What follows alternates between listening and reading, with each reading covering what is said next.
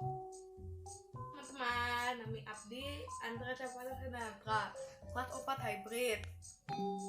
Dinten iya abdi rek nyaritakeun pengalaman abdi nyaeta ditapak motor.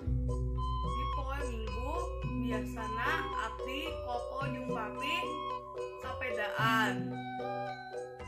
Rencananya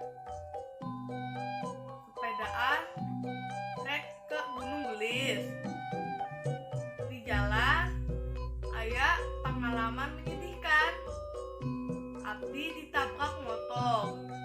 Waktu itu motornya ngebut. Abdi tak bisa jaga keseimbangan. Abdi pun jatuh. Pak Abdi tak bisa bangun. Jadi papi jeung koko rek nolong Abdi. Tapi motornya kabur ninggalkeun Abdi. Lain nulung Abdi. Habis itu papi beri nasihat ke Abdi supaya lebih hati-hati naik sepeda di jalan.